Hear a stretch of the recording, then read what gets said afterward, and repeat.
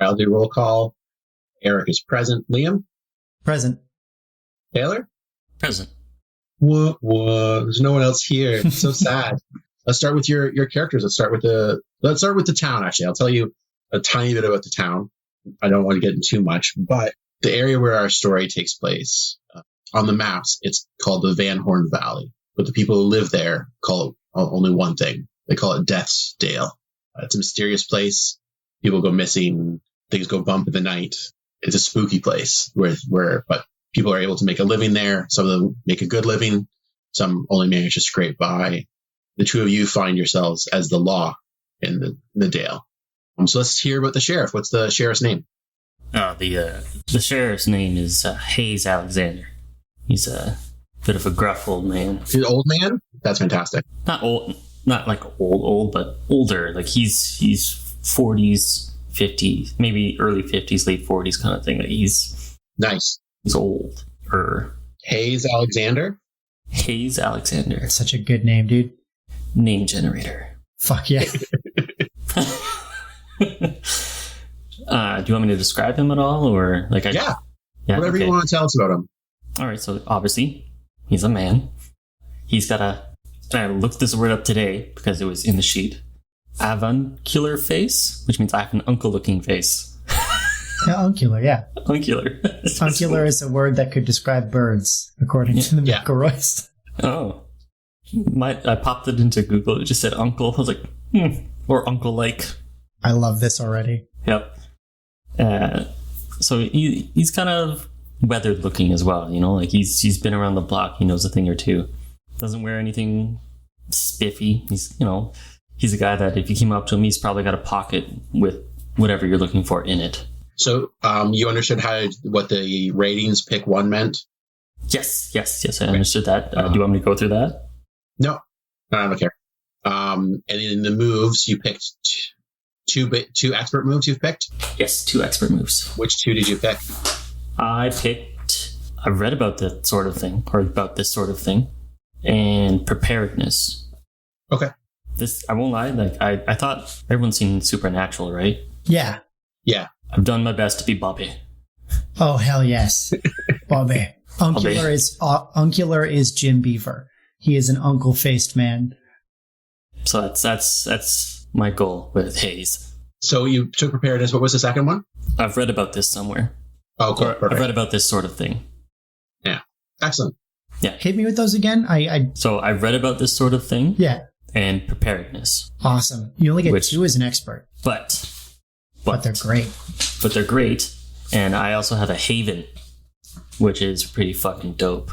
Oh. Yeah. Icon built in. Was Ned an expert? Yeah. No. He was like, they got something like a Haven. No, he picked a Haven later. He got as a special level later. Perfect. No, I start with Haven. That's fantastic. And Sheriff's Department. Mm-hmm. Yeah. So are you making your sheriff's office the Haven? No. Okay, cool. No, because I in my head that's too open. Yeah. So my personal house, which is separate from the office, it could just be the upper floor. That's up to you. You're gonna pick. It could be his house like down the line, like it could be the house behind, like 20 feet away. Like it could be down the other side of the city, whatever you want. So Tombstone is, I imagine, as like a medium-sized town. It's not huge. A couple hundred people. So it can be wherever you want. I personally think that his personal house would probably be more on the outskirts. He might not go there often, but he knows He sleeps in the office a lot. It's like, I'm too lazy to walk that far. That's correct. But my Haven is my house, and it's not a huge distance away from anyone, but you have to really want to go there to go there. No, I like that. That's really cool. It's kind of like almost like a back cave in that sense. Like, what kind of Haven did you pick? Because I was styling off of the great and only Bobby, I picked up the lore library. Yeah. The mystical library, and an oublet. Oublet? I don't know how to pronounce that word. That rings a huge you get bell. 3 options? It's crazy. Get 3 options. What's an oublet? Yeah. It is... You go. It's a room isolated from every kind of monster, spirit, and magic that I know about. Anything you stash there can't be found, can't do any magic, and can't get out. The iron cell in the basement. Hell yeah. It's like a inescapable prison, basically. That's how I've never looked at the definition, but that's how I've always understood it when I've read it.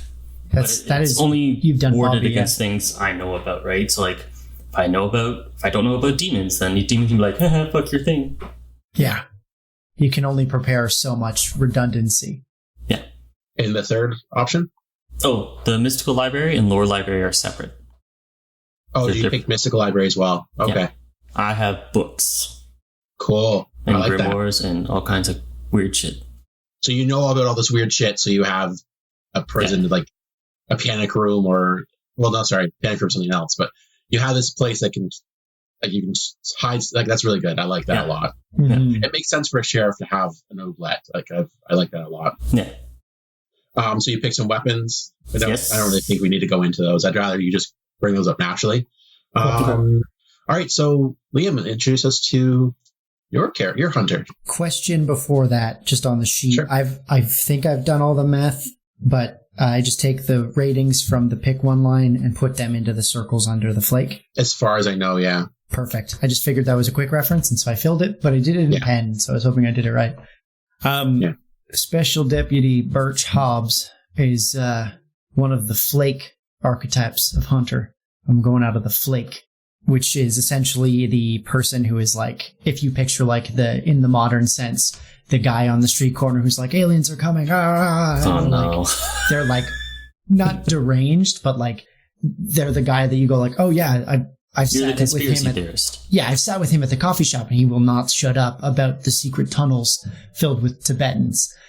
And so I thought it'd be very cool in the Western sense, to have him be a young man who about a decade earlier escaped a cult. And so he's got like this whole background where he knows all this weird stuff, but like there's no way to organically talk about it. And he's just a little twitchy because of it. And so for that, I ended up taking a minus in cool, while not really losing too much on charm to boost the weird. He's not tough. He's sharp, but he is just a little like terse. What's your name again? Birch Hobbs. Birch Hobbs. Yeah. Do your best to like where me talking. Like, I'm not going to say Liam. I'm going to try my best to say Birch. Yeah. So I'm going to say I've written down as much as I can. Hayes Alexander. And we want to try to just kind of like keep the momentum going when we're playing. Oh yeah. And talk like in character as much as we can. Okay. Just go from there. Sorry, when we're talking about ratings, my camera's over here. That's it, right? Like, there's not like some other base thing I'm applying that to, right? You're just picking one of those lines, and anytime you have to do something that's like, if you pick if it says like charm +1, anytime you roll that depends on charm, you get +1 to that. Okay. So like gain +1 or +2, like gaining +2 is big. Gaining +3 is like unheard of, but it's amazing if you get it. I could have had technically +3 in weird with a move I didn't take called Crazy Eyes. Oh, wow. And there's a bunch of moves that play off of this notion of acting all crazy. It's in bold when you act all crazy, but I avoided those. I was tempted to take one called Connect the Dots, but I didn't. I'm not super sure I want to take it or the contrary move, and so I was going to ask before I solidified it, but Connect the Dots just means that like I get pluses for sharp rolls on looking for patterns and stuff like that. And so the investigative mind thing kind of comes up. But with contrary, if I do something that is against earnest and direct advice I'm given, I get experience. It's like if the sheriff goes, do that, let's go around the back, and I kick in the front door, I get experience about giving advice. And so I think because my entire career in the sheriffing business is tied to Hayes, I wanted to see if it fit with him. I don't think Contrary would be as cool as Connect the Dots, because I wouldn't want to be, since it's just the two of us playing, constantly opposing you. I appreciate it. And so I think I'm going to go with Connect the Dots, which is in details. At the beginning of each mystery, if I look for wider patterns that current events might be a part of, I roll plus sharp. On a 10+, hold 3. 7 to 9, hold 1. Spend 1 hold during the mystery to ask the keeper of any of the following questions. Is the person connected to current events more than they are saying? When and where will the next critical event occur? What does the monster want from this person? Is this connected to previous mysteries we have investigated? And how does it connect to the bigger picture? So it's kind of just like his like paranoid ex-cult mind going like, no, I've seen this before. Oh, no. And I get to ask Eric about it later. And then I have suspicious mind. So if someone lies to me, I know. At Eric's discretion, I imagine. But it just says, if someone lies to me, I know. I like that. I think it's less so like you tell me, you don't tell me like, oh, they were lying about this specifically. You just say like, and when you're finished saying something, it's like, and you get the sense he was lying. And I'm like, about what? I got to ask more questions. Yeah, that's a great way. I will definitely play it that way. And a historically renovated version of the Net Friends feature, where I'm just having other ex-cult contacts that, depending on the role, I either send a letter to and wait a while, or they're in town if I roll high enough. And I essentially get to, a lot of people on the internet / who were in a cult. You can contact a friendly to help you with a mystery roll. I roll plus charm. On a 10+, they're available and helpful. They can fix something, break a code, hack a horse. I guess hack a computer doesn't really fit. And then get you special information. 7-9, they're prepared to help, but it's going to take some time, or they need me to take part in it myself. On a miss, I burn some bridges. And I thought that'd be interesting because it is plus charm, but I imagine it ends up leaning on cool, which I have a negative in, because you might have to help them if you roll lower. And so it's like, I don't want to talk about the stuff I know. And it's like, you got to tell me about the stuff I know. And I can fuck it up very easily. And so that's Birch. Damn. Great. I'm excited to see more of both these guys. So how do you... So we have to go to the history section. So take a look at the history section here. So let's start with Hayes again. So it says for history, you have to pick one for the other hunter. So after hearing Birch's backstory, I'm going to have saved him in a tight spot, and I get to tell you what happened. So I Hayes, rescued you from this cult. You were going to be the sacrifice to whatever dark, ungodly thing that they were going to summon, and I kicked in the door, wham, blam, thank you, ma'am, hauled your ass off the sacrificial table, and got your ass out of there. Can I supplement that? Because I love it, and it's almost what I wrote for our connection before I remembered the history thing. I just so you'll know this. The cult goes by the excavation. It's groups of miners who have like been deep in the earth, who have seen stuff, following this European writer's writings, which was when I wrote for a thing for Eric. It was like a nod to our Call of Cthulhu games back in college. The guy is like insanely old and has this following of like yokels who are willing to believe crazy shit because they've seen crazy shit, because crazy shit exists deep in the earth. And so like I'm picturing that instead of like sacrificial table, it's like I'm the guy, like the canary. They're about to send me into something and you're investigating something in the area and you just like bust into this mine shaft where all these cultists are. I'm sorry, what did you say the cult's name was? The Excavation. It was called the full name, because I can't do anything without writing a fucking 20-page thing. The Excavation of Clear Gold, in reference to like the knowledge they bring this cult leader. Yeah, I'm if we end up playing more of these, I'm so excited for... I'd quit Pathfinder to play this. I've been so stoked on all the stuff we're doing in Pathfinder, and then sitting down to make this character is like, I want to be in the Old West. I want it so bad. So like, I know I've probably talked to you about playing this before with that other group I was playing with, and like that didn't end well. And I've been like the last like 3 weeks, I've just been like, I want to play Monster of the Week again. I want to play in this Wild West world. I just want to do it. Like I put so much work in creating this stuff, and I have like 6 mysteries already thought up. I'm so happy we get to do this, because I've just been raring to go, because I just think Monster of the Week and the Wild West is just like the 2 sessions I played were so much fun. And it's a good game for online, because it's all theater. Yeah. Like the idea that I say like, oh, I'm going to hide in that bush, and you don't have to have drawn a bush on the map. It's just like, It's such a cool idea. Yeah, like we're not even using Roll20 right now, and I don't plan on using Roll20. I'm going to share my screen with you guys like once to show you one map. Yeah. And it's just a shitty one that I took 10 minutes to draw on at home. Like it's nothing. Everything else will be hopefully theater of the mind. We'll just try to keep combats fast paced as much as we can. Try not to slow down. Try to roll where we can. So I'm just gonna warn you now. I don't really have I don't know your moves that well. I don't know my own moves that well. Yeah, I think we'll take it nice and slow. We'll have some basic allowances for sure. We'll do our best. Yeah. Now, do I pick a history for Taylor? Yes. So mine, I imagine, aren't the same as yours because I don't see the one you picked for me. So no, they'd awesome. be different. Yeah. So they put so much work into this game. It's fantastic. It's phenomenal, and it's only on its second edition. Like they're on Monster of the Week revised, and that's like they've done 2 rounds of play testing. I read the first little bit, and they're literally like, you're essentially playing like Supernatural, Buffy, or I forget the third one. You are the thing. You are it. Yeah, and it was pretty cool. It's such a fun concept. I'm torn on this because I love the idea of it being the signs all pointed to working together.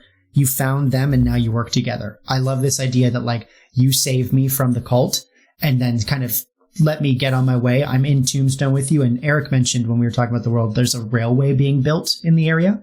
And so I go to work at the railroad because I'm like 20, or I would have been like 15.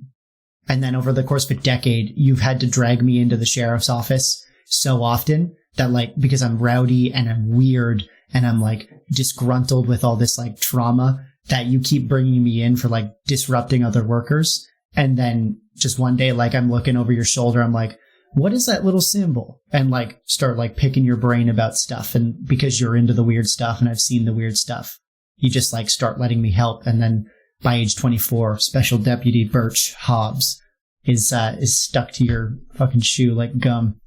Great. I might call you boy. Is that everything to character creation? Oh, let's talk about luck for a quick second. I've heard you have. I've read about it, but so you're supposed to have like 7 luck for your whole life. For your whole life, yeah. I don't know how often we're going to get to play this. This might be the only time. So I'm going to say like, don't use more than 2 luck. Try not to use more than 1. Okay. Yeah, it shouldn't come up. 2 is like excessive. Like in a single sitting. Limit. Yeah. Like so, like definitely like we're doing a hard cap at 2. I'm not going to let you use 3. There's no way. Try keep it to 0 or 1 ideally. But like if you have to use it. But no, I'm not going to be happy about it. Yeah, certain characters can regain luck. I remember reading. Yeah, certain ones. Yeah. Now on that, since we're going down kind of the list, harm. When you try to kick some ass, it's always like 2 steps forward, 1 step back. You always get hurt in the process, or take some negative. Okay, if you have to use that move, but like. You're not necessarily like if you're going to shoot a guy from across the street and he's not looking at you, he's not going to get to hurt you. You're not going to roll and kick an ass. That's more maybe either 1, I might just let you shoot the guy, or 2, I might make you roll under pressure, act under pressure. Ooh, yeah. But like if the guy if the guy sees you and he has a chance to draw his gun, it's going to kick some ass. He might get to shoot you back. Awesome. But okay, that was the thing. Keep in mind that you're not going to use kick some ass for every attack necessarily. Exactly, yeah. If you're like close quarters knife fighting with a guy, yeah, that's going to be to kick some ass. But like it's like if you're out in the range and you pull out your rifle and you're trying to shoot a guy, like he's running away from you, you're not. That's the act under pressure. Like you know what I mean? Like we're gonna figure it out. Mm-hmm. There'll be times like especially since we're gonna be using guns a lot more than I think other monsters would because of our setting. I think acting under pressure is going to be happening more often for gunshots. But we'll see. We'll play it by ear. Can I ask a question then? For the weapons I picked Cold Iron Sword. Would you be open to me switching that to like Cold Iron Bullets instead? Or maybe like a because knife? This sword doesn't. I also have a knife. You can definitely go with like a saber if you like. Oh, like we're not exactly playing the United States, but it's like a stand-in for the United States. So there was a big war that just happened. Okay. So you could have a saber from that war if you were served in it, or you stole it from a guy, or if you want cold iron bullets. That's really cool. I'm down for that. So you said we're playing in a Wild West-esque town, right? So I think it'd be a little weird if the sheriff is just fucking toting a big old sword. I think he was walking around with a saber because he's like a war vet. That's cool. Like, I could see that happening. I also think it's cooler that if you have the cold iron, which is like effective on these supernatural beings, you have to get up in their face. Well, I'm sitting back here. I've got a hunting rifle, a holdout pistol, and weighted gloves, like knuckle gloves. So like I am just not coming close at all, and you have to get in there and stab it. Well, wow, we picked opposites. I picked a sword, the cold iron sword, and a magical dagger, and then a magnum. This is perfect. Because I figured Wild West, but like, okay. I just wanted to ask about the sword. If you want the sword, go right ahead. If you want the cold iron bullets, go ahead. Like whatever I respect your choice, Taylor, but I won't respect you if you don't take the sword. I mean, I understand. I'd say it has to be a saber. It's not like you can walk around with like a claymore. Zweihander. There could only be one. Yeah, it has to be like a military horse type saber, which is cool because you can charge down on people and just whack them. You used to be able to see one above Eric's door. I don't know where it went.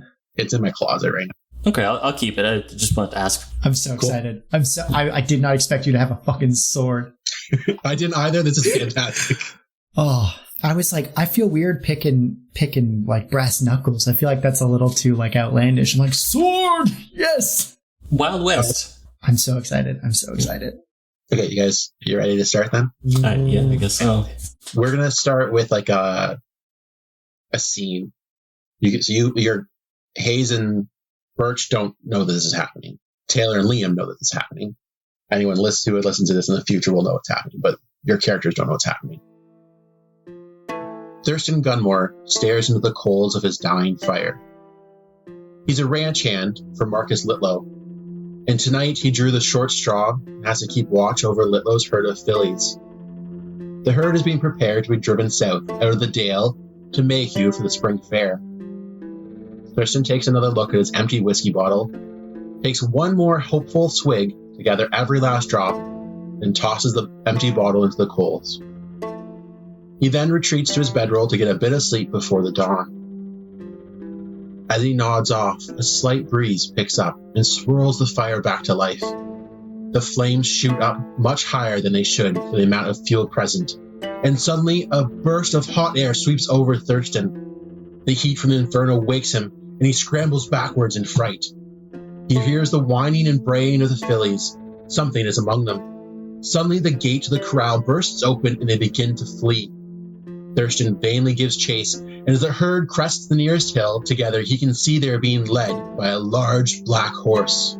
For a second, he swears that the lead horse was on fire. He rubs his bleary eyes in disbelief, and when he opens them again, the entire herd is gone. It all happened so fast, Thurston has no idea what really happened.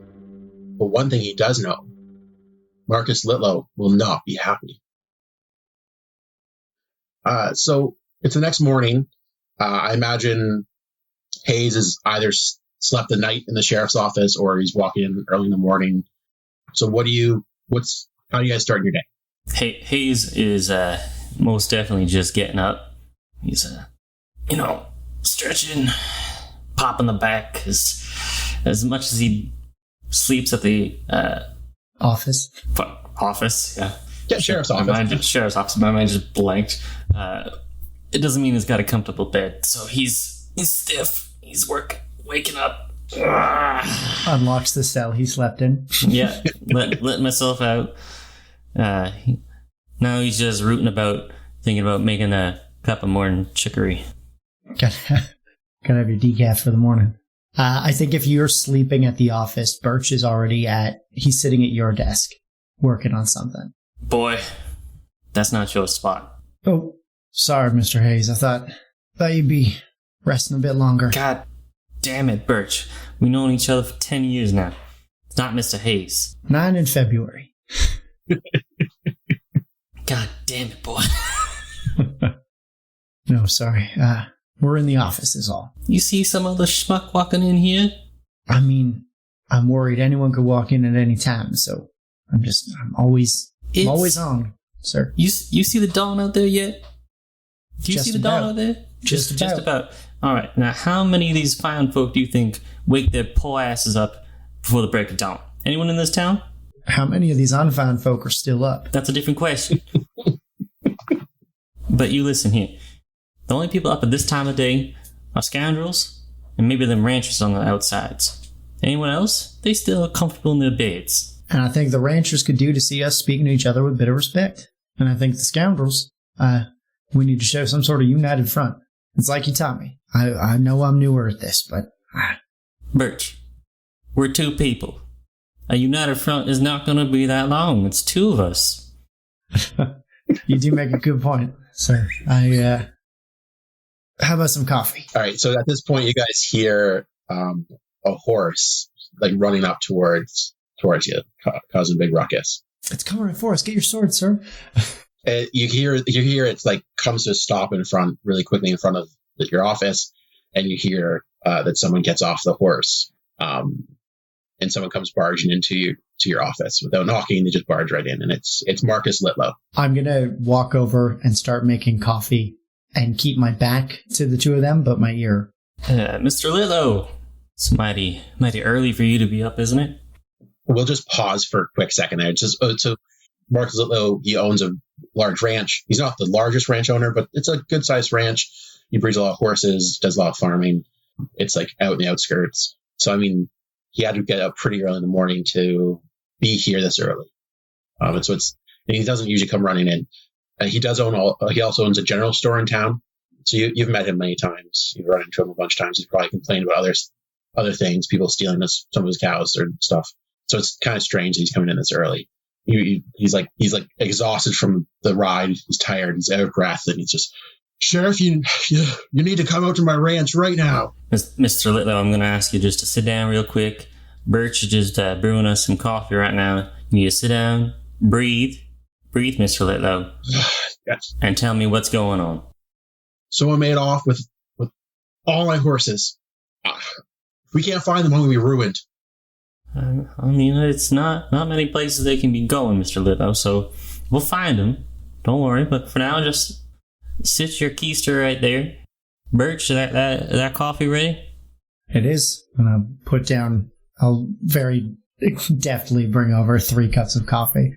He takes a sip of it and like spits it out. It's like, oh, this is too hot. I'm sorry. This is disgusting. It's just like I can't take a blow like this. This can ruin me.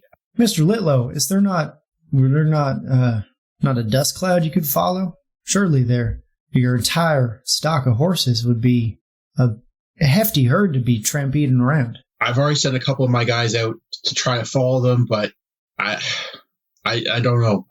You're the sheriff. You're the deputy. You're supposed to go out and help them. Like, obviously, bandits came in the middle of the night and took all the horses. All right. Who did you have on watch that night? Gummore. He's an idiot. I shouldn't trust him with all the horses, but he just let them all go. I don't understand. He must have been drunk. Sorry, what was the guy's name again? Thurston Grummer. Thurston? Gummore. Thurston Gummore. Thurston Gummore. Sorry. You're telling me that Thurston's stupid, but he's not that stupid. Why would he let them all out? I don't know. He's drunk. There's a couple of whiskey balls in where he was sleeping. He's definitely not doing his job, so I fired him on the spot. All right. Now whereabouts do you think he would have gone now? I don't care. All right. Maybe he walked back to town. Maybe went in the wilderness. I don't know. I don't care. He lost all my horses. I'll be ruined. All right, Mr. Littlow. And if you think he had anything to do with it, we would need to ask him some questions. Your guess on where he is as good as mine.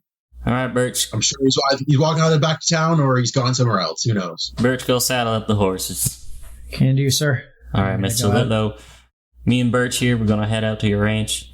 We're going to take a look around. We're going to see if we can find Mr. Gummer. And, sir, you just take it easy in town. Maybe go check on your general store, make sure everything's fine there, and we'll be back. I'm heading back to my farm right now, Sheriff. I got to make sure my wife is okay. I got to see if there's any sign of my horses. I'll meet you at the farm. You guys come out as fast as you can. And he turns on his heels, walks back out to his horse saddles, and off he trots. I've taken the saddle off his horse and put it on the sheriff's horse. You said with all haste, your saddle's already warm. The sheriff has hemorrhoids. You have to warm up saddles. They're not cars. Now, I don't want to stop the momentum, but that is an example of one of those things that makes this game great. As Taylor just said, to Marcus Littlow, why don't you check out your general store? Which just then implies that there is a store in town that is also owned by Marcus Littlow. He said he I already owns said one. that. Oh, sorry. I didn't hear you say it. No, I said Damn it. He said he owns one. The horses, I told you to go saddle up. That's I'm saddling up the horses. artistic liberty. But I assume Mr. Littlow has left. Yeah, he's left now. He's done talking to you. All right. I would actually like... Oh, no, nothing yet. Sorry. Birch, are those horses ready? They are. You can see they both have their saddles on. I'm picturing that. I picture that my horse is like a spotted Appaloosa. Yeah. Just this like Dalmatian backed black front, big white spot on the forehead. I like that. Mine is just some tired old nag who will surprise you with her oomph when the need arises. Her name is Anita Rises. It is now. Yeah, off we go. Yeah.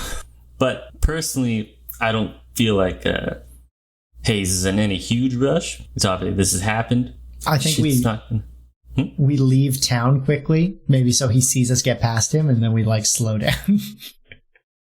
He's already like he's gone. going. I still He's have the gone. He's coffee. gone. So he's ahead of you. Like, you guys took some time to get your saddles. I'm sure you finished your coffee, and then I assume you just start like trotting out.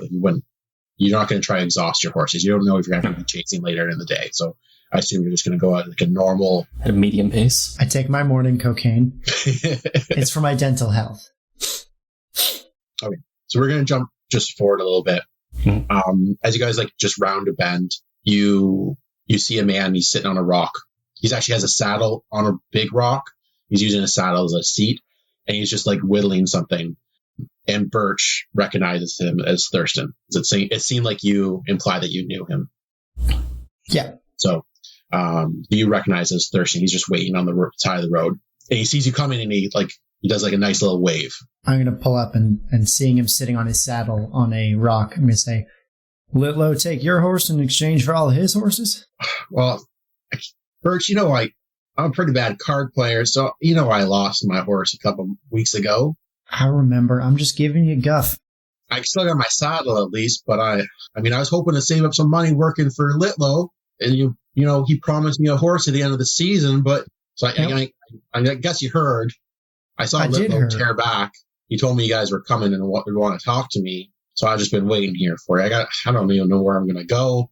I need a job. I need some money. I need a horse. I don't know what to do, Birch. I'm going to take a doubloon. What do we have for money?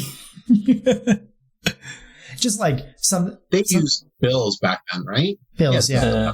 Bills or gold nuggets. Yeah, I'm going to wheel around. I'm not going to get off the horse, but I'm just going to be like next to him so I can look down to talk to him. I'm going to say, listen, Thurston, I know that you're not dumb enough to have done this.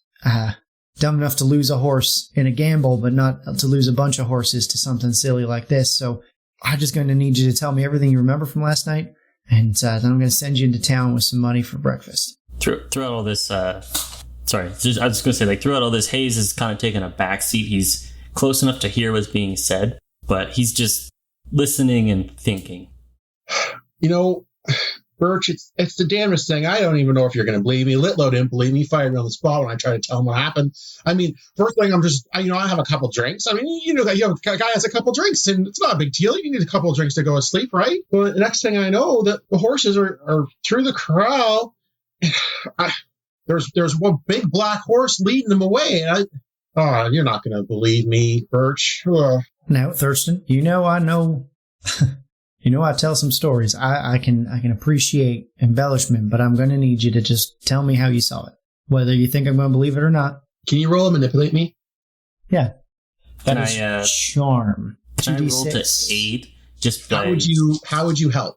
I'm using my presence as the sheriff. I didn't come up and engage in talk simply because I would think around town I'm known as a gruff kind of taciturn person, and if this guy is a known drunk and poor at cards, he's probably had some mischief with the law. I'm probably going to need you to just throw in a couple sentences to him at some point in this upcoming conversation for your help out roll. Okay, so I will roll to manipulate him to tell me everything he knows.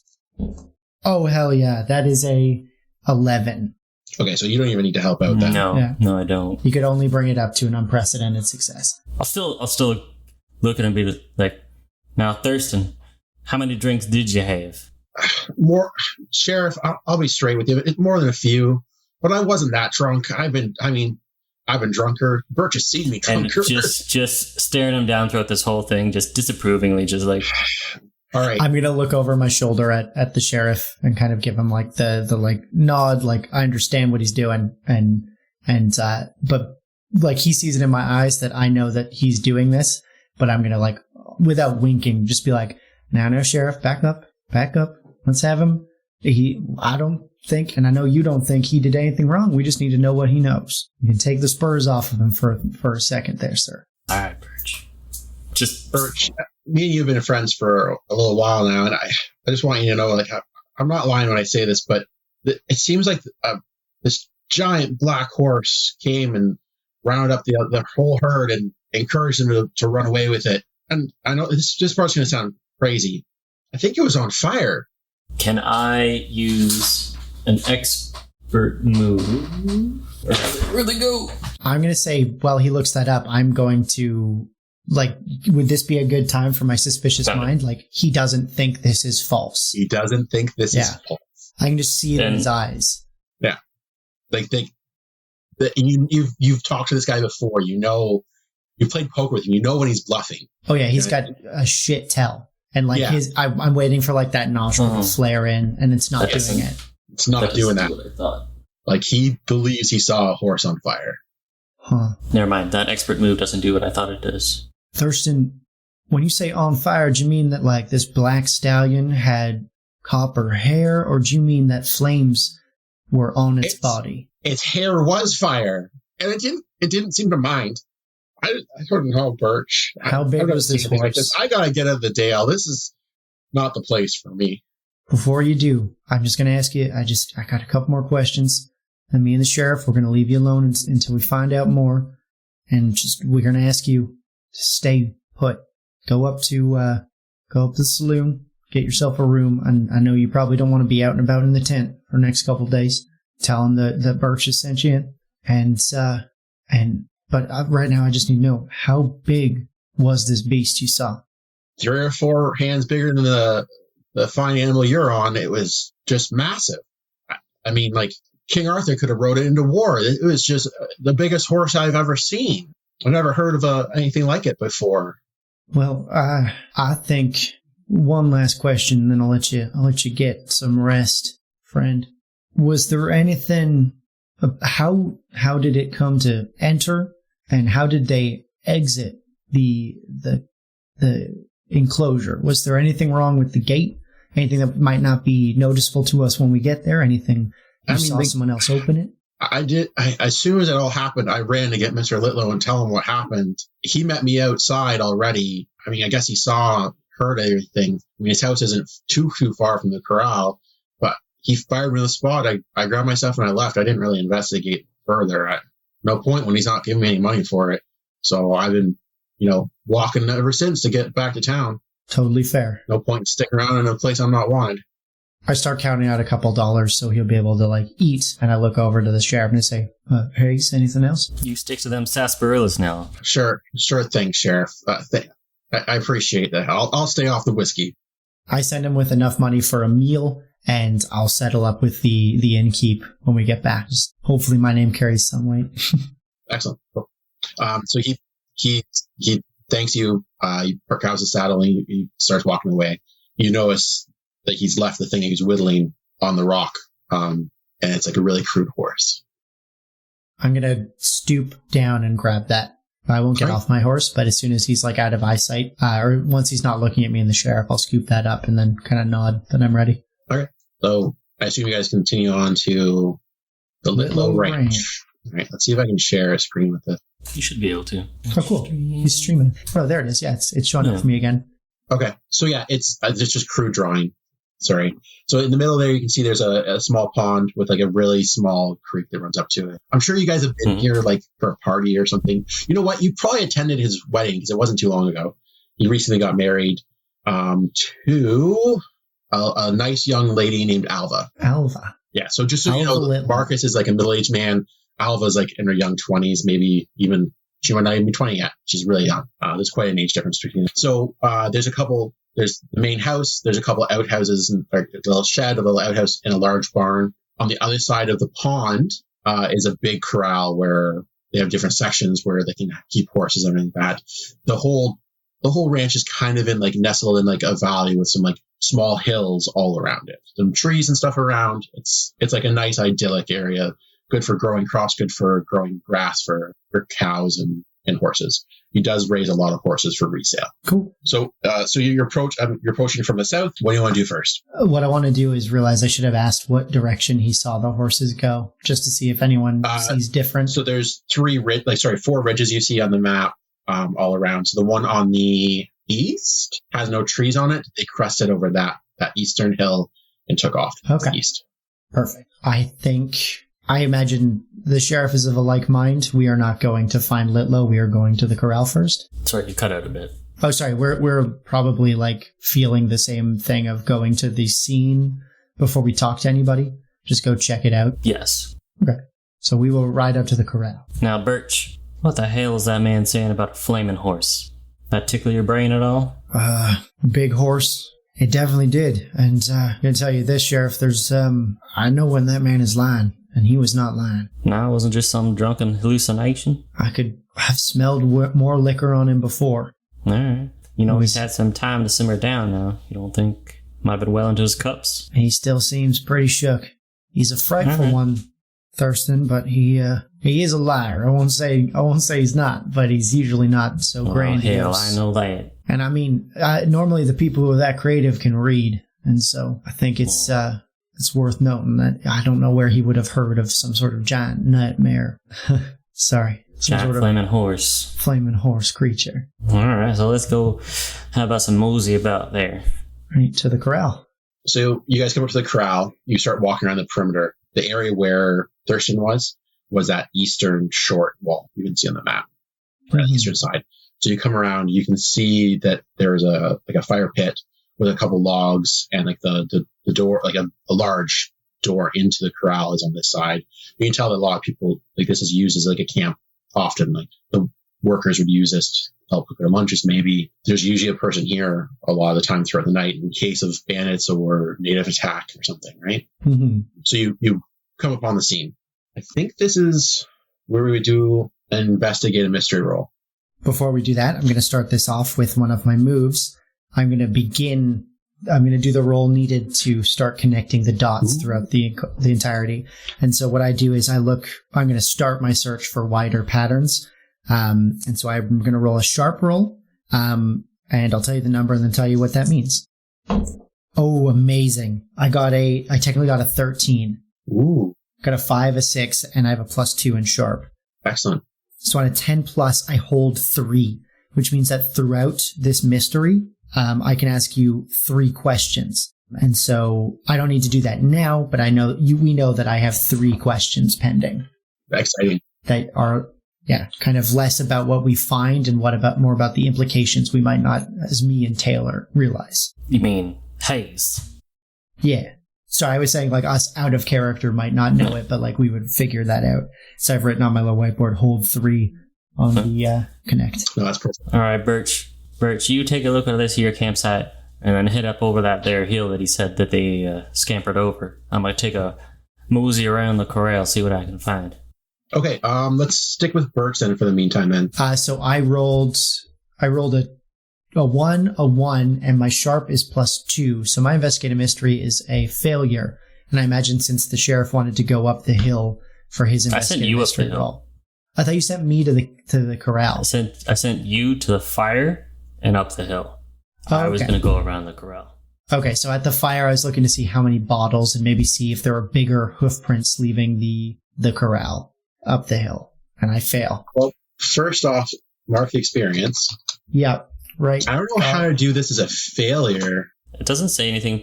You just don't get to ask any questions, it looks like. Yeah. I don't think there's an actual fail for investigating mystery other than you don't know anything. Yeah, because there's no harm that can come to me. It just means that I don't know any of the things. I had a bunch of questions and they just go unanswered. So which areas was Birch investigating the answer? He's doing the fire, and then he's going to go chase the horses?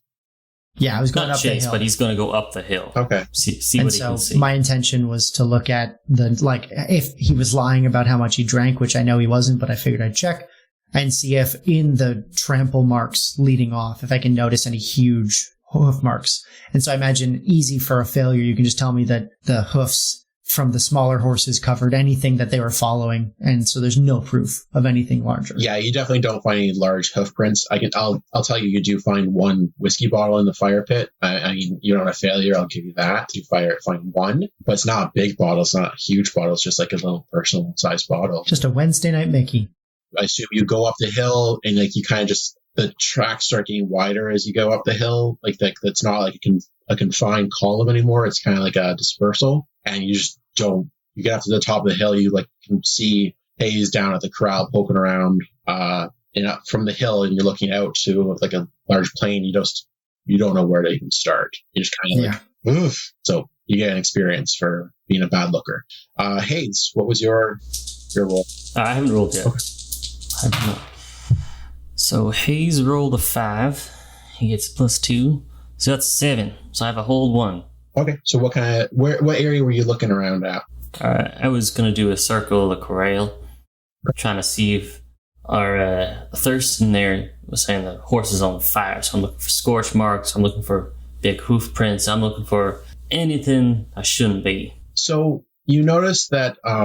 Sorry, it says I have to ask a specific question. I was going to say. You don't just get to tell me stuff. I have to ask you a certain thing. Yeah, so which one are you asking? My question is going to be, now that it seems Birch and I have decided this is some sort of supernatural phenomenon, what sort of creature is it? So as you're searching, you're checking out the gate, and I'm assuming like the area around the gate, and like I feel like you even probably went in and did like a perimeter on the inside. So obviously there's a ton of horses, tons of tracks, but you do manage to pick up some scorched grass. The gate itself is scorched up too. Like it was hit by flames, but they went out quick. So it's dusted with blackness, but I didn't really catch. So like just the knots showing through. Yeah. So it's like, you know, when the guys are doing like the refurb of wood and they do the blowtorch over the wood and you can see like rain, it's kind of like that, where it's just like, it's been blasted with heat, but not for long. So, like you've never really seen anything like this before because blowtorches don't really exist. So it's just really strange. You haven't seen anything like this before. And you are getting, even with the trampling of the horses, you are finding some like little bits of like charred grass, especially like around the perimeters you're walking. So it's kind of like something tore in and did a circle around the whole place and pushed those horses out. So there is some sign that Thurston might be telling the truth here. All right, I'm not going to nitpick because I don't know. That wasn't okay. The question was, what sort of creature is it? Yeah, I mean, I can't tell you exactly. Like, I can only tell you what the evidence shows. A fire horse seems pretty legit. Think his answer. It's probably a fire horse. Okay. Yeah. Okay. There are horses here and there's flames. Yeah. He's corroborating more than all right. answering. Fine. That's fine. I want to play my failure as whenever Hayes is done, Birch is sitting on his horse at the top of that eastern hill and is just kind of like staring off into the distance, like just completely spaced. All right. Birch is gonna finish his way around and look up the hill and be like, "Birch, the hell you doing looking off in the sunset? Told you to get your ass up there and look for clues. Get your ass down here. We're going up to the house." Plop down. Sorry, there was so much. So they all went in every direction. It was, You got your head in the game? It's early. That sunset you saw me looking at, that's the sunrise, sir. We're still just waking up. I don't need your sass, boy. Slap him upside the back of the Shoots me in the knee. Now we're going to make our way up to the house now and get your head out of your ass. You approach the house. You see just towards the back of the house, there's a laundry line, and you see a young woman hanging some sheets. The front door is open to the house. We're obviously at least semi-familiar with the household. Do we know if they have servants of any kind? No, they don't have slaves. It's not a slave territory. That's why I got slaves aren't allowed. Okay. Slavery, if we're comparing to America, slavery is done with, but they don't have any servants. Okay. They're not that well off, but they do have farm hands that like do a lot of the work around the farm. But I mean, that's why she's doing her own laundry. It's Yeah, you recognize their that as hired Alva. help deals with the hard. Okay. I presume there's some sort of fenced area like directly around the house to indicate like a yard, so to speak. She has a fenced off like personal garden, but there's no like. But that's it. That's it. Like, We park our horses there. Yes, there No. there is like a spot for guests to like a rail for guests to Okay. their horses. And to do their morning cocaine. Boy, we want to have a conversation about your addiction. Hmm? All right, so I'll tie up the horses if you want to lead the way in. all right, I'll toss my reins over the post with the expectation that Birch is going to tie it up. I'll make my way over and at a respectful distance call out to Miss Alva. Miss Alva, Oh, Sheriff! Sorry, you gave me a fright. It's been a heck of a morning. I gotta tell you, how are you, Sheriff? oh, I get my old bones out of bed, Miss Alva. So it's always a nice time to see your beautiful face this early. Did you have a chance to get breakfast before my husband got you out of here? Come inside. Let's get some bacon for you. I got some extras from breakfast. Some biscuits. You want some buttermilk biscuits? Oh, Alva, you are kindness, no doubt. Birch, those horses tied up? I'm right behind you at this point. Jesus. I heard biscuits, and I was like, I might as well mosey on inside. Birch, you take a walk around first, then you come inside for biscuits. Deputy Hobbs, I didn't see you behind, sir. You're just nothing but skin and bones. Come on in and get some biscuits and gravy and bacon. Come on, boys. I'd be happy to, ma'am. I'm just going to take a quick look around the homestead, see if I can investigate this. That can wait. Deputy Oh Hobbs. no, he's young. He's gotta work off that pent up energy he's got seeing such a beautiful girl. Off with you, Birch. Well, don't be long there, Deputy, because the sheriff here might eat all of my biscuits. They're the best buttermilk I do have biscuits this side of the mountain. I do have a bit of a gut. I'm also well aware of the quality of these biscuits, and so I'm going to do a very hurried lap around the house. She ushers the sheriff inside and sits him down at her large kitchen table. She puts some like biscuits and some gravy and some bacon in front of you. So, Sheriff, I'm so glad you're here to help us. Marcus has been just at his wit's end all morning. I don't really know what to tell you. I can tell you he can be a mite angry early in the morning is what I've gathered. Yeah, putting it lightly. Yeah. But right, I see he's still out and about. Is he? He's chasing his lost herd. No, he's just in the office in the front. I'm sure he'll probably want to talk with you before you leave. He probably hasn't heard you yet. You got some time to get a little bit of breakfast first. I know he's probably just tore you right out of bed. And That's all right. I didn't actually expect you to make a long walkabout, Liam, if you want to. I was going to say, if it's cool, I would like to investigate the house. I know we're not supposed to ask to like roll specific roles, but like in looking around, I'm curious to know if there's any sign of another human who's out and about in the garden, maybe in the morning. Maybe someone left. Roll investigating mystery for me. Okay. I'm going to keep the shitty roll I rolled when I started, but it's 5 plus 2, so I got a 7, so I hold 1. Yeah. And I guess the question is, in regards to like the outside of the house and the garden, what is being concealed here? I guess they're like, did someone drop something that shows that maybe someone was moving through here in a hurry on their way to the stuff overnight or anything like that? Just exhausting the human interference aspect. I'll tell you, there's nothing like out of place that you can find at all. Like you search around, you take a good look. You're pretty clear that nothing has approached the house. Definitely nothing flame related. There's no burn marks on the grass at all that I'm sure the sheriff probably told you about. There's no signs like that whatsoever. The house is pretty intact. Okay. Then I'll be inside by the time they're sitting down, but quietly like sit at the table and not interrupt as this conversation keeps going. Yeah, she pours some coffee for you, gets you some food as well. Much obliged. Like pouring that coffee there, that is just too sweet of you. It is very kind of her, honestly. Do you have any questions for Alva? Alva, you hear anything this morning?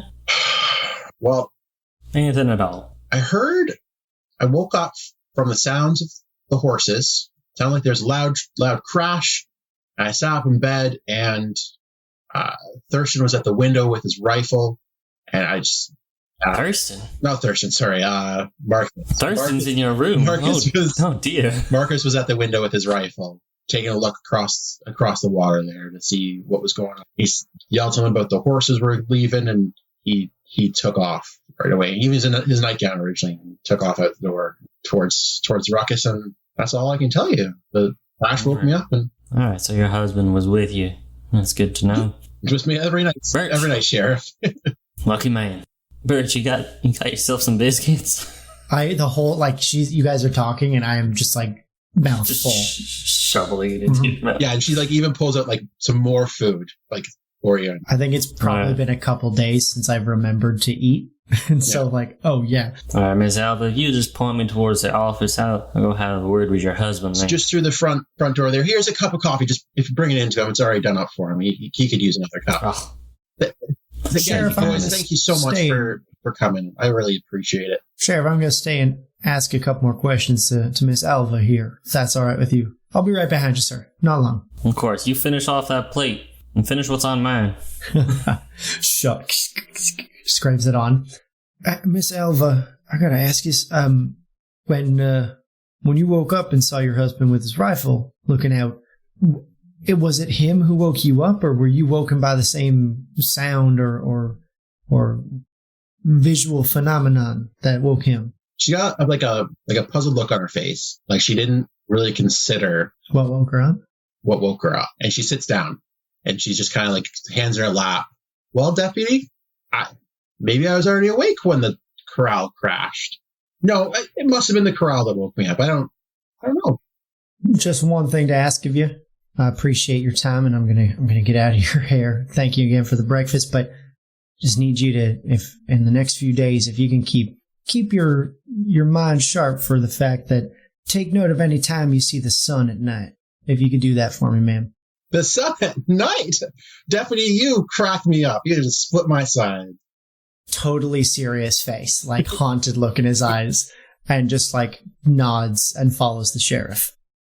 Just to pause, when she said that it must have been the corral that woke her up, you don't quite believe her. Yeah, I figured that was the case, but I'm not pushing it. No, but you have that ability. Well. You have that thing. So Oh yeah, I have to throw that out there.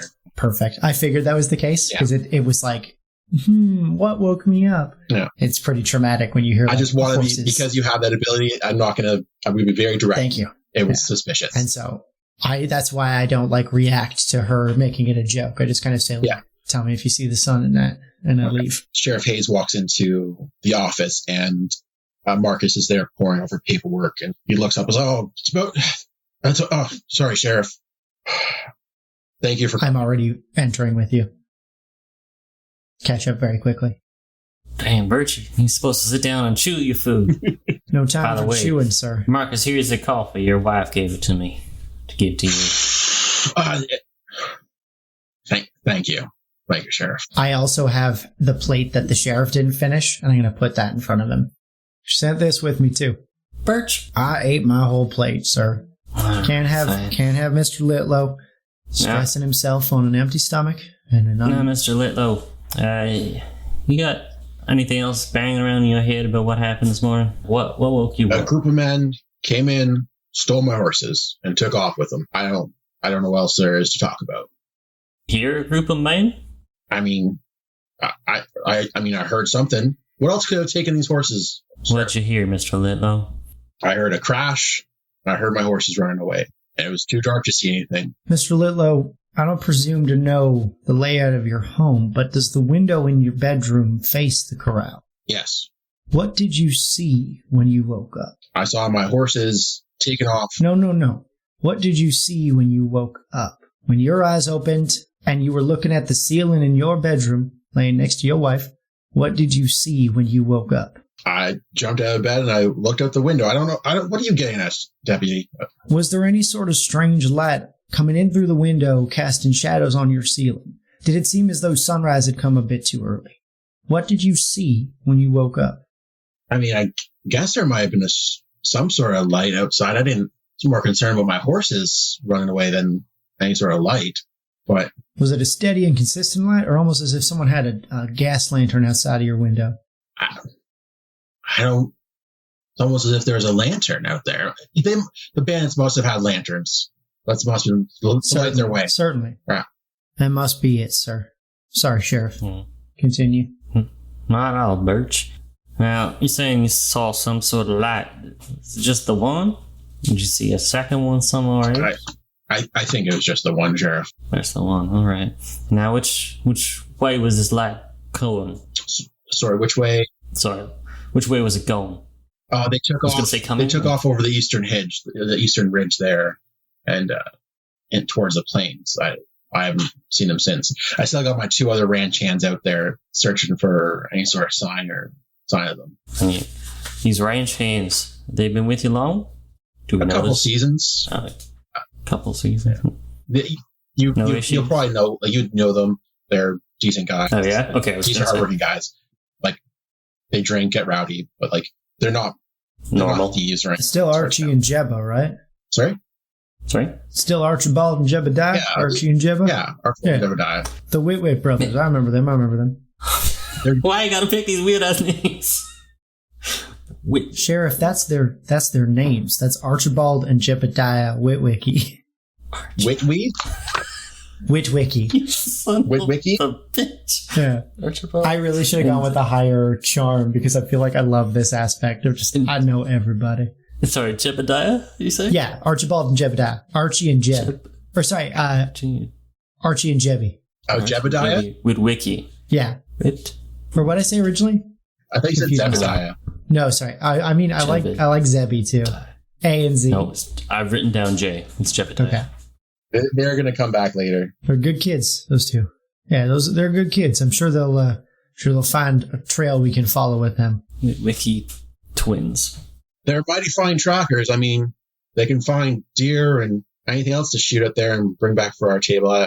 They're some of the best ranch hands I've ever had, and if there's anything to find out there, they'll certainly do it. But I'd be mighty happier if you were out there helping them too. Definitely. By all means, I'm much obliged. I'll look and pack you up a lunch if you guys want to take off. And don't worry, Mr. Littlow, we're getting there. We just got to make sure we're stepping out on the right foot. I don't think I've been clear about how much of my money is tied up in these horses, Sheriff. No, don't. I owe some money to some people. I need this figured out.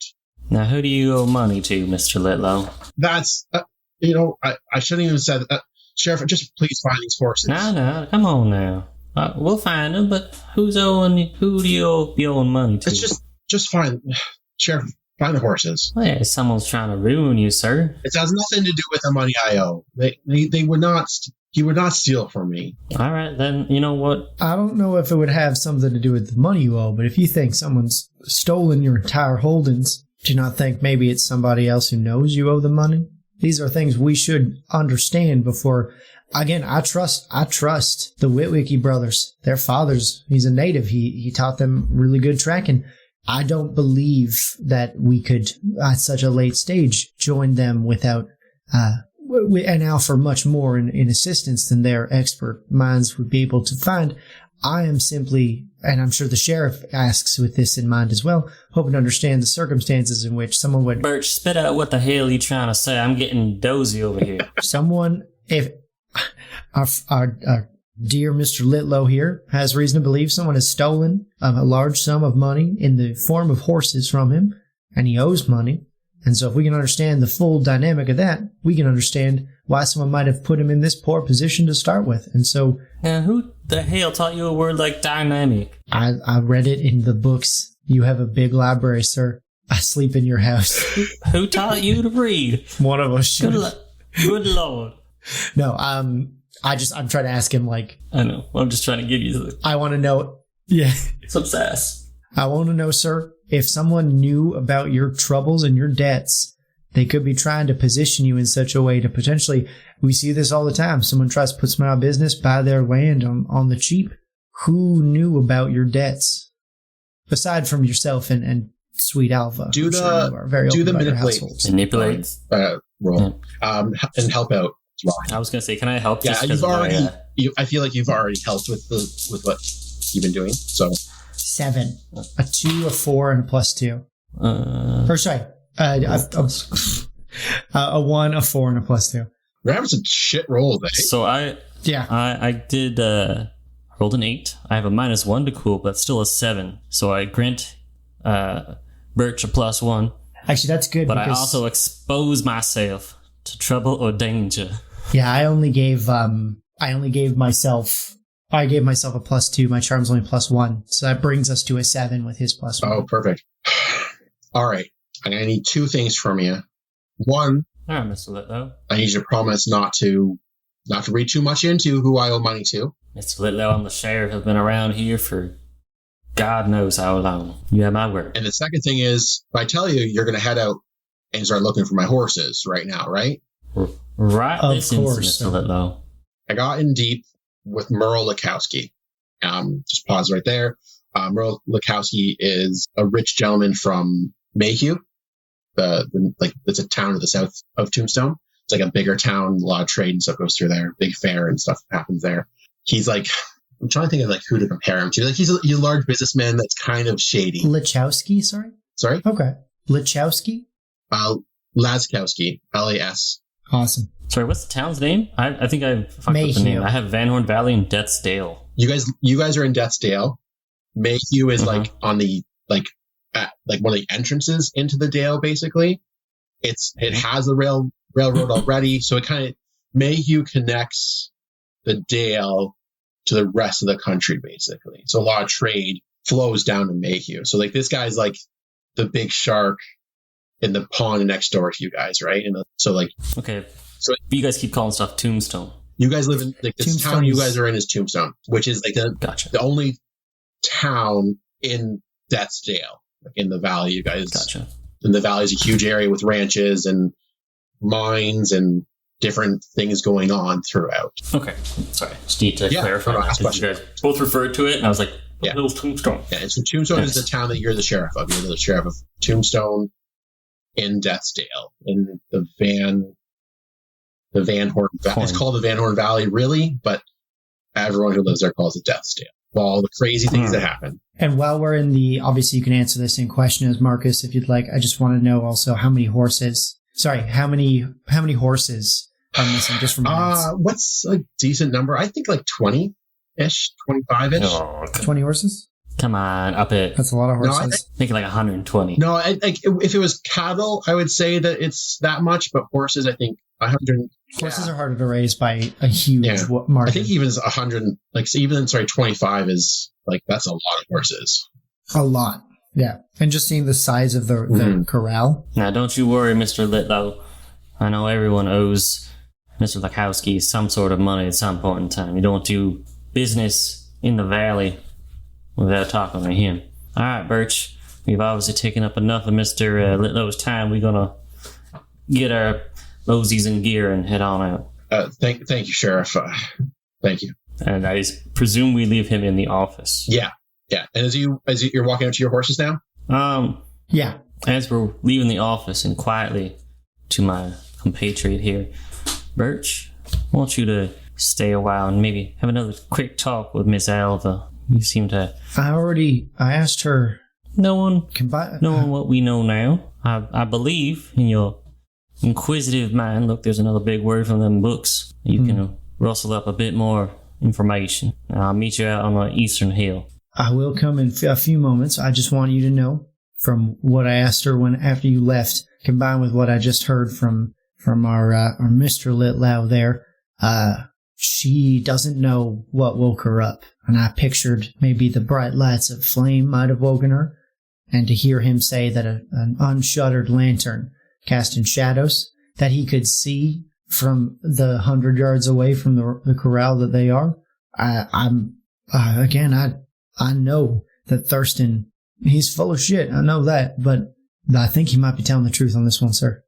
Listen, I trust your instincts now. I told you, get in there and talk to Miss Alva again. I'll meet you on the Eastern Hill.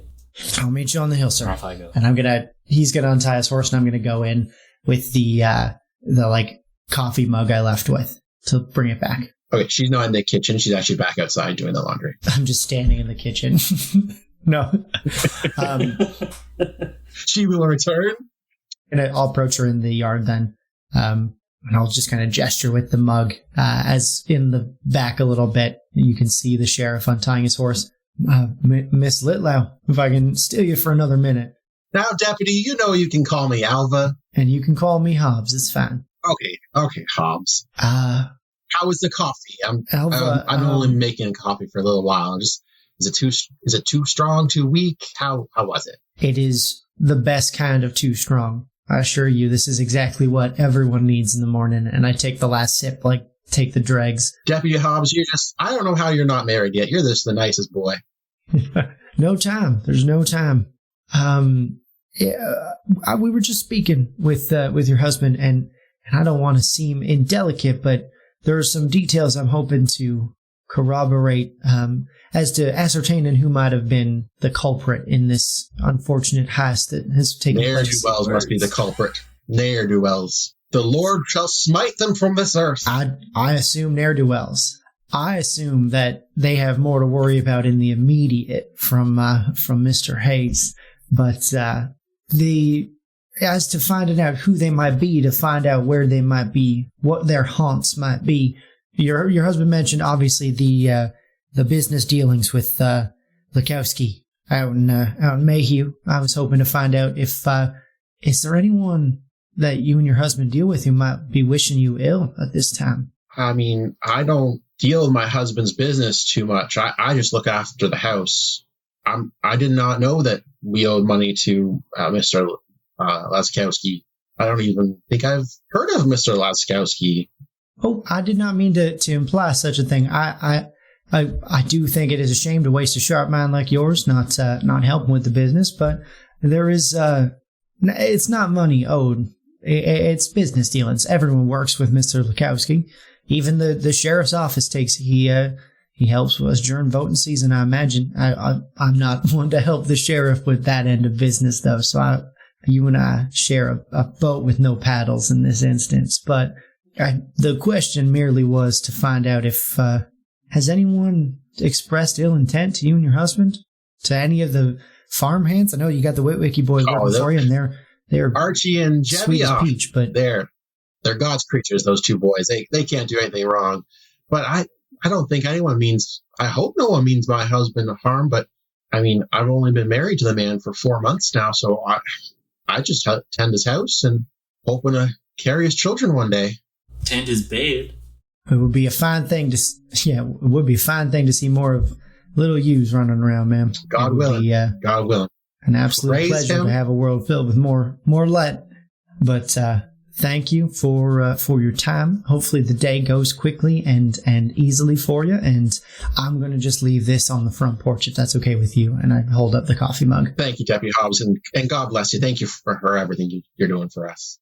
I know with you protecting us, God will shine down His ever love on us. Thank you. His hackles are up at every time she says it, but he tries to like uncomfortably smile and goes like, God bless you, ma'am, and just walks away. And like he turns around and he to no one just kind of like and puts the coffee mug up on like the porch step and unties his horse and follows Sheriff Alexander and his fine steed Anita Rise up the eastern hill. Sorry, I need to write down my horse's name. I have it written down as well, and I at some point will name my horse.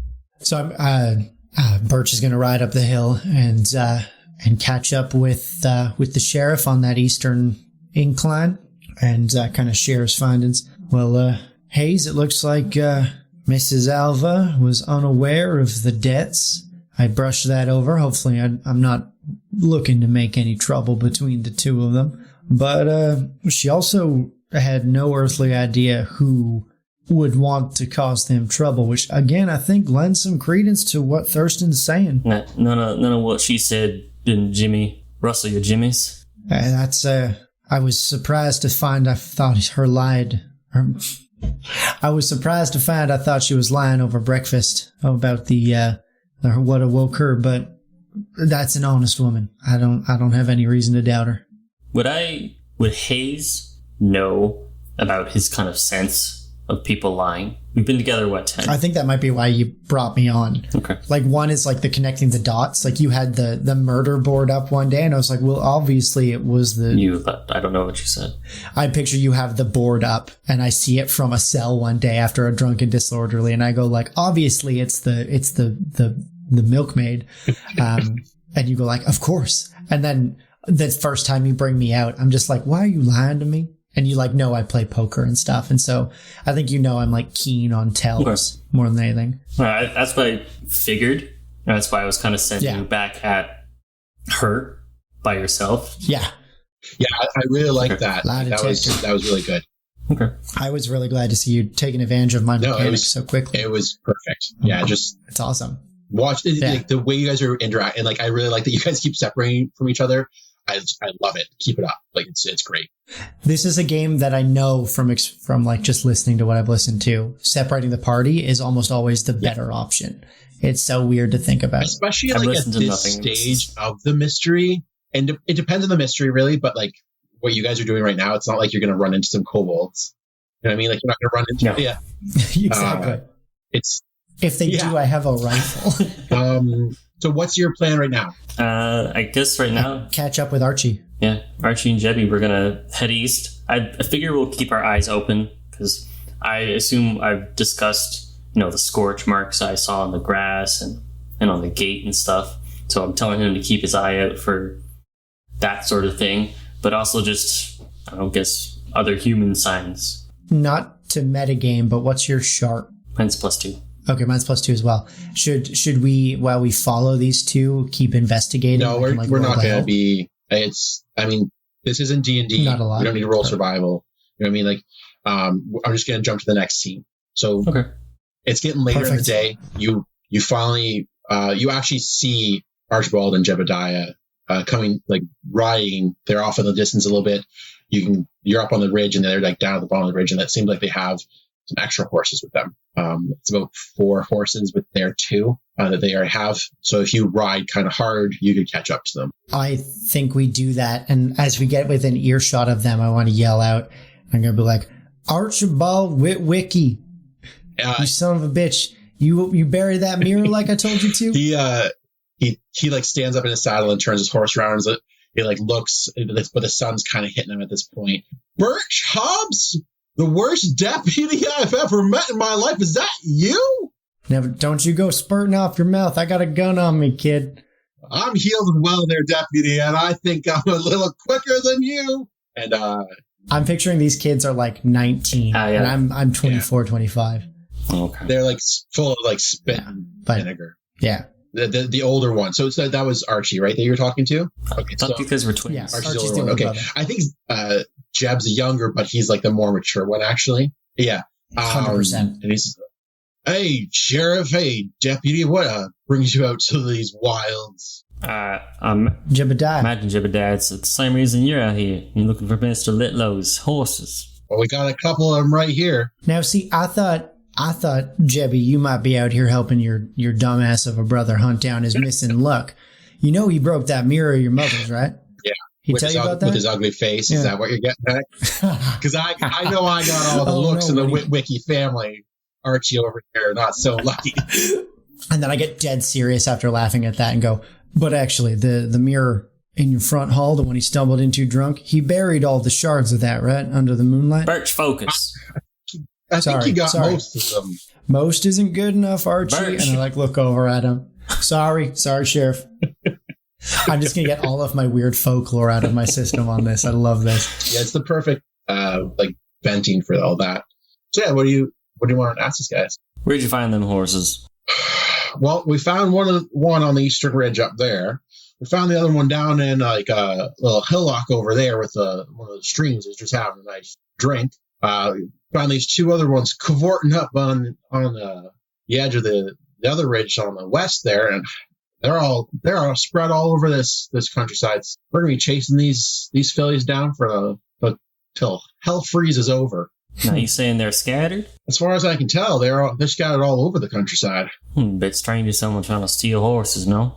I mean, letting them run loose after if me and my brother stole horses, they wouldn't be free ranging now, would they? No, you boys wouldn't do that. You 2 are smart enough for that, at least. Do they have a history? No.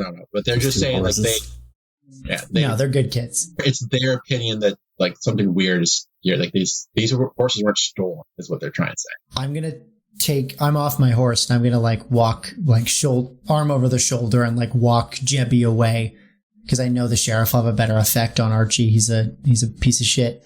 And I'm going to ask Jebby 2 weird questions. Now, don't you have a hold still? I do, but those are for the entire mystery. So I have hold 3 on some overarching specifics. It's like once we know a bit more, I can say like, I can ask Eric directly, like, we know this has nothing to do with somebody trying to get back at him for money owed.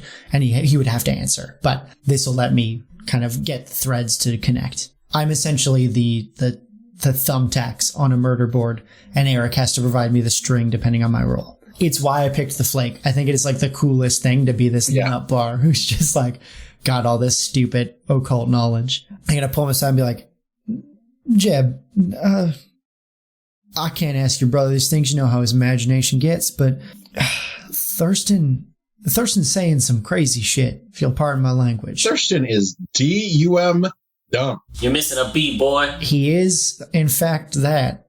But I have to say, he did mention, I don't want to lend credence to any weirdness he's saying. God bless him. Hope he's well, but this was a hard story to believe. But he mentioned a giant flaming horse. And now, grain of salt. There were a couple whiskey bottles in the fire. We did notice there was some unusual scorching on the grass and on the fences of the corral. So we just put that corral up earlier this summer. I don't know. There's been no fires. No fires, no lightning. And so we thought it was unusual as well. So my question is, well, you and your brother tracking these horses, clearly doing well at it. Did you notice anything? Any strange... The scorch marks are my main concern, because if these bandits that clearly are the ones who took this horse... Birch, horses, sorry. You know the reputation of my paw, right? I'm well aware. There is no better hunter or tracker in the Dale than my paw, right? It's true. Do you think he taught his boys well? Because I'll tell you, he taught his boys well. I know he did. That's why we got 4 of these fillies right here. And I'll tell you, that's why I pulled you aside to ask. did not see a sign of anything like that. All I saw was hoof prints. They crested that ridge. They started to disperse shortly after that, and they're all over the Dale at this point. And then they scatter. I mean, me and Archie got a heck of a job ahead of us, but... After they scattered, and I don't want you to take this as me taking Thurston's word over anybody else's, it's just, I gotta ask, and I tap the metal on my jacket, the little triangle I imagine the deputy has. I just gotta follow every lead, and Thurston gave me a hell of a lead. Roll my eyes kind of sarcastically. Any overly large, maybe unshoed hoof prints? We didn't take that hard of a look. We didn't take a close look at the start. We've only been looking in the wilderness since then. So, once we get back to the ranch, I'll have more of a look around. Maybe we can find some more information out for you there. But I haven't seen anything strange out here. Happy to hear it. Honestly, anything you can tell me that contradicts what Thurston saw might help me help him sleep at night. He seemed pretty shook up about all this. And so I want to... He's a nervous fellow to begin with, though. Thurston. I'm well aware. He is... especially when you get a couple of drinks. He's in the cell almost as much as me. But, me and my brother, we didn't see much. We were sleeping in the hayloft all night. We got to sleep indoors that night. Thurston drew the short straw for watch that night, so we got a good sleep, and we got woken up by Littlow screaming and hollering. We packed up our horses and just took off over the ridge to see what we could find. That sounds right. That seems to line up with the logical proceeding of events. You didn't see Miss Alva at all throughout the night, though, did you? She didn't wake up before her husband? I didn't see Miss Alva before we took off. I saw Littlow in his nightgown. I'll tell you that. That man's legs are paler than what a sight. The moon. I hear he keeps one of them hands in a glove with Vaseline in it. I'm not here to cast aspersions, but man, speaking with your boss this morning was a displeasure. Birch, between you and me and Archie have saved up a sizable sum, and you're a pretty dependable guy. So if you ever want to give up life as a deputy, our paw found this cave out in the fringe. It's chock full of guano, and we can make a fortune hauling that out and selling it as a fertilizer. So we can set up camp, and I know we could use a man of your caliber. I gotta tell you, Jeb, the offer is nice, but I'm already full of shit, and I don't think I need any more. But I will keep that in my back pocket. Boy, you out there making love to each other? What the hell are you doing? Get your ass back in here. Yeah, Sheriff. Sorry. Let's pause this conversation. We'll jump to Taylor and Archie for a bit. Sorry, we can come back just to merge. to get Archie's character, he's kind of the... Archie's older and more wild, and he very recently, like, the younger brother is pretty much like a teetotaler, like a straight edge, and the older brother, he's a drunk. Like, he's young, so he's hiding it well, but, like, he broke his mother's finest mirror and was worried about the superstitions around it, and he came to me about it. And that's why I'm, like, recently very, like, well acquainted with these kids. I love how quickly you have made a backstory for these two brothers. This is what I do, dude. Yeah, it's fantastic. Sorry, you said he's a drunk? No. Yeah, you did. No, he's not a drunk, but, like, he's young. He's not old enough to be drinking, but he's coming home drunk, broke a mirror kind of thing. Like, he's a teen. So as they totter off, I'm just gonna at first just kind of sit back and just old man stare at the poor boy, make him kind of squirm on his. Is he on a horse? Is he standing? He's still on his horse, and his dad's a hard ass, and he's just like not even fazed by you looking at him. He's just like whatever. Sheriff, do you need a hand or something? Boy, you ever asked to give a man a hand, you better be ready to do all kinds of things. It gets lonely out here on the night. Don't you be offering things you can't follow up with. You're a dirty old man, Sheriff. You're damn straight. I don't get no Miss Alva crawling into bed with me. Only got that poor sap over there talking to your brother, and he don't do nothing. Barely brew coffee in the morning. You tell me how far out you and your brother got with this horse chasing. How far do horses travel in a day? Like, holy shit. I am picturing that they can go probably, I would picture like 20 miles an hour for a couple hours, but they're not going to like run themselves into a lather without a rider. And most so people can travel, they can probably go 20 if they're continuously walking. And I think that's from like early after sun up to sundown. So I imagine a horse can do a comfortable 30 to 40 at a comfortable pace. But Google says about 20 miles in a day. So they started finding horses around like 15, around 20? like 7 or 8 miles out. So like when he answered that, he's making it clear that it's not like the horses were force marched out. It's like that after a period, they've started dispersing and disappearing into the wilderness. That's his answer. It's like about 7 miles out was the Eastern Ridge where we first found our first one. We've been chasing around as best we can ever since. All right, now they seem overly spooked or anything, unnaturally so maybe. Now that you mention it, I mean, a couple of them took a bit of doing to sneak up on and capture. A couple other ones did evade us, and these are like me and my brother have been training these horses pretty well. So you know what, Sheriff, I think you figured something out there. They were a bit spooked. Yeah. You're saying like unnaturally, so like more so than I would say on a normal day. Now, you notice any funny marks on them and any injuries or? Oh, there in any burns of any kind? Who burn a horse there, Sheriff? Nothing of that sort. Nothing. Nah, all right. Any weird smells? Every rancher brands their horses. Archie's an idiot. Not in the sense that you guys are talking about, though. They're not burned. They're. I know. I'm just kidding. Yeah, there's no marks or anything like that. I asked about smells. Oh, smells. No, sorry. No weird smells. No weird smells. No. They smell like horses. You smell sulfur? No sulfur? What? No. Any cold spots? You notice anything else unusual on your way out here? Can't say that I do there. Nah. We travel this area quite a bit for, hunting and ranching. Like Littlow has a lot of his cattle out in these parts too, grazing, but we know it pretty well. And you see any of the cattle? Our cattle are fenced over in a small valley on the other side of the ranch right now. We got some good grazing over there. Oh. And we spoke to Fool Thurston on our way in. Yeah. He's talking about giant flaming horses and such. A flaming horse? I've never heard something that crazy before in my life. Giant flaming horse. And neither have I. You ain't seen any overly loud hoof prints or nothing, have you? Sheriff, maybe I did earlier in the day. Maybe. Now, which direction did that hoof print headed? Same one we on now? Or? Well, I think I saw it at the top of the ridge when we were leaving. I took a quick stop there and took a peek at the tracks, and I saw a very large hoof print. Yeah. How big? Tell me. Is it hand-sized? 2 hands? Damn near 2 hands, I think. To be honest, it's the largest. That's why I stopped and looked at it for a second. I've never seen one that large. There's a monster horse. And I'll tell you, these fillies, they're young. none of them would have a hoof that large. Gee, Sheriff, what was it? Hell, boy, if I knew that, would I be out here? Yeah, speaking of, it's getting pretty late in the day. Should we be heading back to the ranch now? I'm sure you could pull up in the loft with us. Nah, that's a kindness for my poor back. I just got one more question for you. What woke you up this morning? Marcus Littlow was firing off his gun and hooping and hollering about someone stealing his horses. Got me out of the loft pretty quick. Firing off his gun, eh? Just trying to wake me and my brother up. I think we're, after, a good night's sleep, so we're a bit hard to rouse sometimes. You know how it is, Sheriff. All right. You didn't hear anything before Mr. Litlow's popping off? Not a word, not a speck. I'm heavy sleeping. Now, I've spent a few nights in your office there.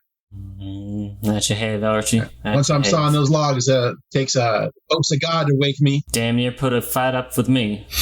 All right, let's get y'all back to the ranch now. Okay. And so he calls out over to me. You guys are going called out to okay. Ass over here.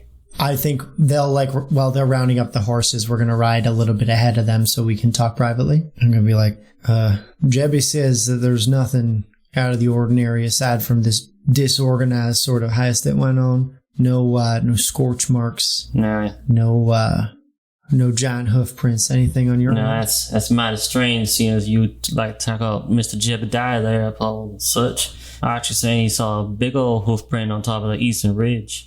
And that them horses they was rustling, they spooked to all hell. They were saying they've been raising them. They couldn't catch two nothings between them. I'll have to talk to Archie once we get back to the ranch, see if there's anything. Do that, you youngins speak a whole different language. Perhaps this horse yeeted this other horse onto TikTok, onto Clip Clop. Yeah, boy, I don't know what just came out of your mouth, but I'm going to smack you upside the head. Sorry, it's the old rituals coming through. All right, we're going to get ourselves back now. Let's get on back. I don't know. What do you think, Taylor? Should I talk to Archie on the way back? Well, I can still get him alone more easily, or talk to him over like a drink. I don't think you actually... What are you hoping to get out of the conversation with Archie? I was going to say, I don't think you're actually going to get much more out of him. I want to corroborate. I feel like I've become a lie detector, and I'm not opposed to that role. But did you get the sense, Taylor, that he was telling the truth? I don't think he would lie to me. Yeah, I'll just tell you now. They both of them are on the up and up. What you get sense from both of them, and truthfully, is that they don't have a sign of this huge horse except back at the ranch, and it doesn't seem like someone has been hurt. Like after a certain point, nothing was driving these horses, so they kind of just dispersed to the wind. Okay, that's what you get. There's nothing else to get of these brothers. Yeah, that makes sense. Then I will say to the sheriff to kind of put a bow on their little plot line. I'll say, it's also worth noting, probably totally unrelated, but the boy's father, Aote, found it's Ahote. It's Hopi for wandering one or restless one. I sent it in the group chat too. Ahote. Aote. Is he alive? I spelled it however the hell. He's alive. Yeah, you just said he helped them find the guano cave. Yeah, but like he could have died like a year ago or something. No, I think he's still alive. Cool. I picture he's like traveling while they're working, and the mother's like keeping the home, and then they all come back every once in a while, and it's rowdy in town when all three of them are there. Oh, I like that. Because like they get along well with their dad, but he's a stern like teacher of hunting and things like that. And so he comes back and he's you know what he's your classic native. Strict and very few words, and if you disobey him, he's going to look at you and be like... Yeah, I'm picturing he's like everybody's stern dad, but once they when they're all three of them on the same page, it's a riot. Mm-hmm. But Aote, but Jeb mentioned that Aote and the boys, they found a cave full of guano. Now, what interest do you have in bat shit?